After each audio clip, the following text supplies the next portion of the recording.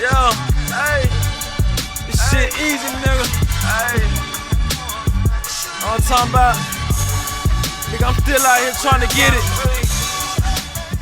Contender Regime Boxing, checking back in with y'all, man. What's happening? Ryan Garcia takes to social media, and it was kind of like a subliminal response to Devin Haney, saying that Devin Haney had recently came out and kind of gave everybody a refresher and said, look, let's not forget Ryan Garcia, he chose to fight another title eliminator instead of fighting Devin Haney for the actual WBC lightweight championship. Of course, Ryan Garcia, he defeated Luke Campbell, which that fight was a title eliminator to become the mandatory for Devin Haney. So Ryan Garcia wins. He is the mandatory for Devin Haney. Devin Haney wants to fight. He could have easily went on and fought Devin Haney for the championship, which is a great fight. Even after that fight, post-fight interview, Ryan Garcia said that he didn't want to fight Devin Haney next. So this is not a surprise to me, but it's just crazy how guys are like openly and blatantly avoiding fighters. It's ridiculous. Especially when you're the mandatory for the title. But instead of fighting Devin Haney, Ryan Garcia is now fighting Javier Fortuna, which is still a decent fight. I think Javier Fortuna could pose some challenges for Ryan Garcia. So, I mean, it's an interesting fight, but it's wild to me that Ryan Garcia is the mandatory. He already earned the spot to face Devin Haney for the championship. But instead of fighting Devin Haney, he's choosing to fight a voluntary title eliminator. Bro, I've never seen no shit like this ever. I ain't never seen no shit like this before, where you work your way up to get a shot at the title, but then when you get there, you like, nah, I don't want it. That's crazy.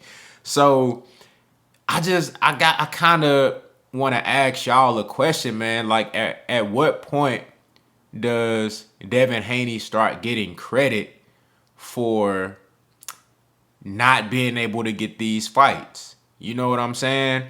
Being a champion, not being able to even fight mandatories. Like, mandatories don't even want to fight Devin Haney.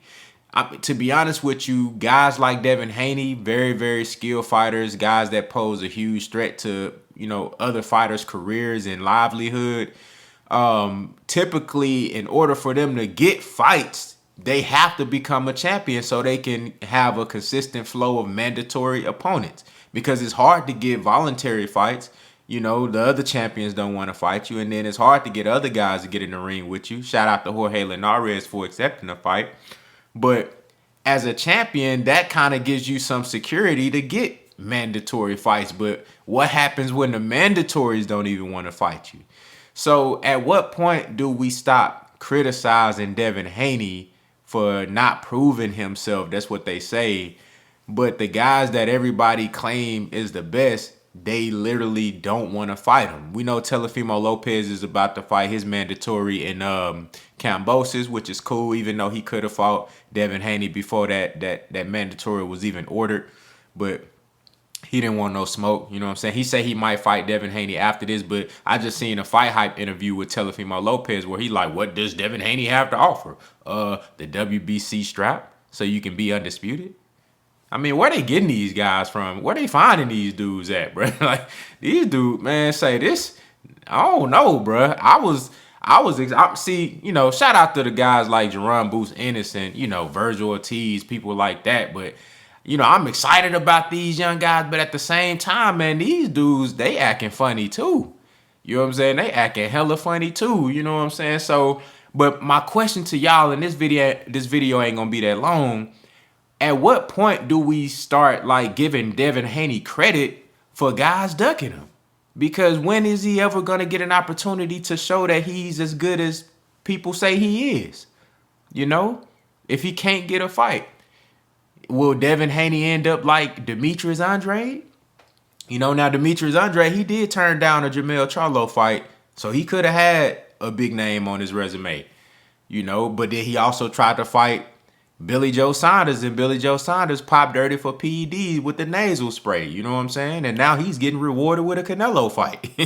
Man, where they find these dudes at, man? But Y'all let me know down in the comments, man. I'm interested to see, you know, what y'all think about this, and you know, with the path that Devin Haney has to take. I mean, inevitably to get an opportunity, man. What does he have to do? I mean, they already said he didn't look good versus Gamboa. In my opinion, that should be easy pickings. Go beat his ass.